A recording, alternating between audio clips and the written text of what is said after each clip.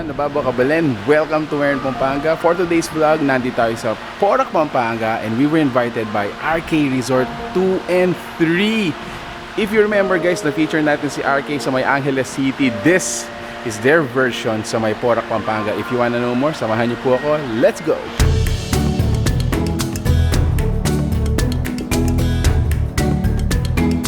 Umpisahan natin ang ating staycation tour dito sa kanilang swimming pool area. Ang size ng pool natin is small and it has two sections. Meron siyang parang for kids and then yung other half naman is good for adults. Dito guys, feel na feel mo yung parang napaka-tropical. Sa dalawang beses nating binisita si RK Resort located sa may Angeles City, isa sa mga hindi ko makakalimutan, sobrang hindi ko makakalimutan na amenity nila ay ang kanilang higaan. Actually guys, observe ko, similar sa mga higaan na ginagamit nila doon, ginamit nila dito sa may Porac branch naman nila. So tara tingnan natin, yun ang feel lang natin at papakita ko sa inyo dito. What a life. What a life.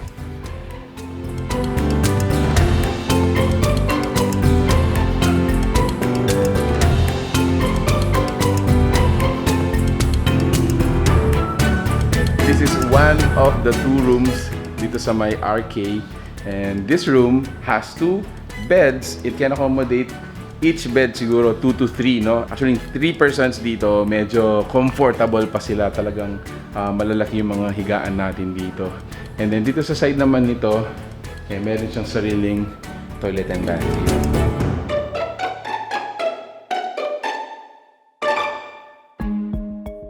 Nandito naman tayo sa kwarto kung saan nandito yung ating dining area at yung entertainment section. So I remember, again, hindi ko maiwasan na ikumpara siya dun sa RK Resort sa Angeles City dahil sobrang pareho ng ating theme. Siguro talagang na-master ng owner natin kung paano magkaroon ng ganitong napakasarap na feeling. So again, dito, ito nga yung ating dining area. Meron tayong couch dito. Yung TV natin, sobrang laki. And kung marunong kang kumanta at gusto mo naman kumakanta, meron tayong entertainment section.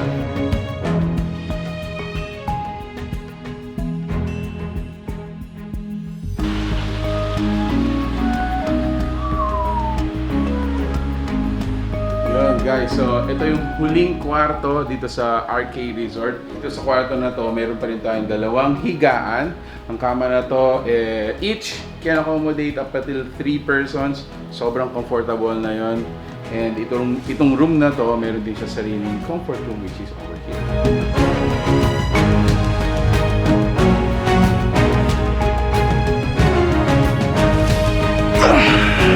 Sarap.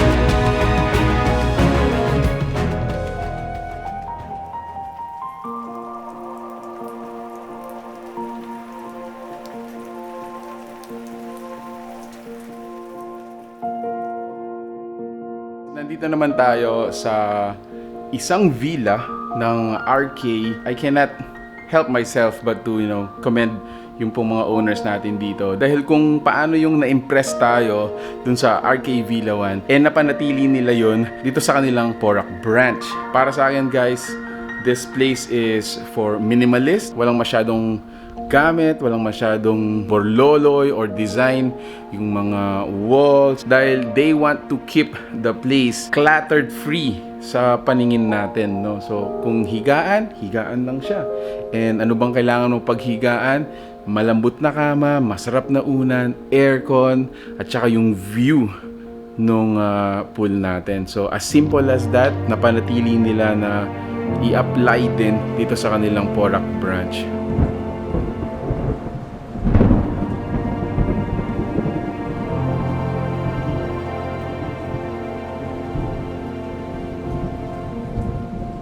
Finally, medyo tumila na yung ulan dahil kanina naranasan natin dito yung konting kalakasan ng ulan at hindi tayo nakapag-shoot. But nonetheless, it became a blessing dahil now nakikita natin how does it look like during the evening dito sa RK Resort. Diba? Ang ganda ng sunset. Look at that sunset. It's red. Plus meron tayong around blue dito.